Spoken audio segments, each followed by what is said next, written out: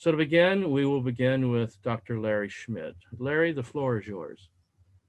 Thank you, Anthony. Appreciate it. And appreciate you getting all of us together here to talk about the book. I must say that for me, writing this chapter in the book was an opportunity to kind of gather together a bunch of threads that we've been seeing in our practice and with our clients over the past few years as they wrestled with this issue of creating significant strategic innovations and how they would be accepted by the world. For a number of years, we'd been asked questions, not regularly, but, every now and then about, well, how do we manage our new innovation into the future? Okay.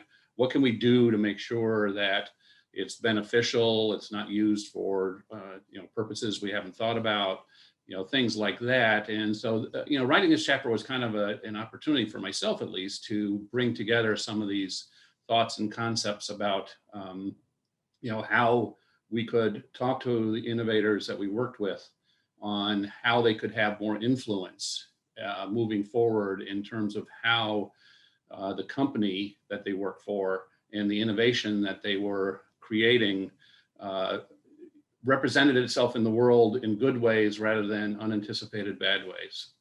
I personally felt it was important to try and give some specific tools that the innovator could use.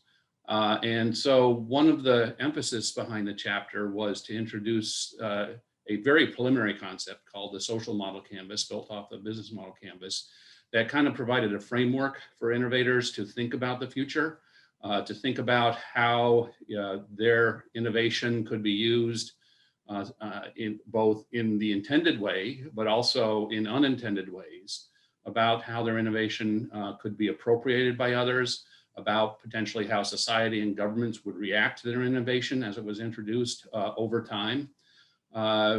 Because what we really observe is that the innovators we work with, they think about the future, but their key focus in their work for a large company is getting this thing out there and launched. All right. Their time frame is very focused on, let's iterate, let's do minimal viable product, let's get it out there, let's experiment, turn around.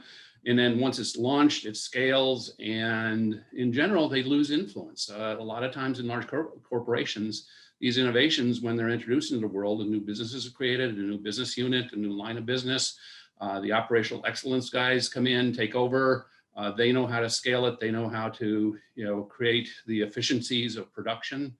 And the innovator gets shoved to the background and loses influence. So one of the things that is of concern and of interest is how do we enable the innovator to identify things that may not be front and center for the operational excellence people that are eventually going to run this.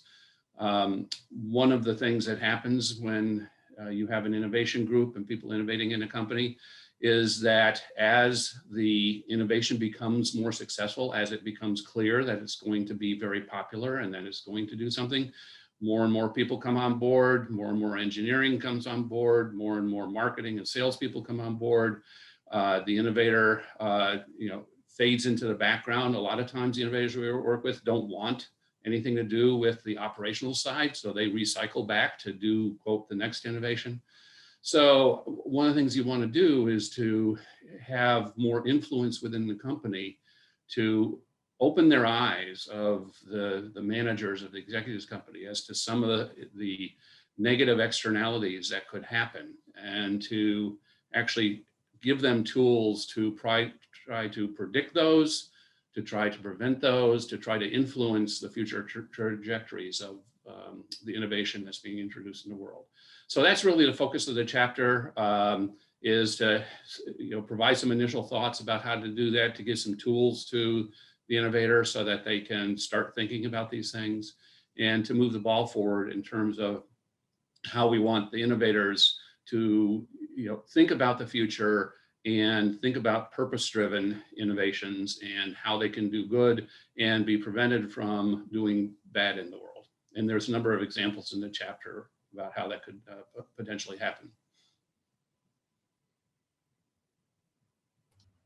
Very good. Thank you very much, Larry. I really, your chapter was entitled Purpose-Driven Innovation, and I really enjoyed your chapter. And I also enjoyed and appreciated the fact that you structured for us an innovator's dilemma about some of these issues you talked about as dilemmas, and then you offered an innovator's solution and some actual things that we can pursue as innovators inside the organization as a way to address some of these restrictions and limitations. So very good. Thank I you. appreciate that.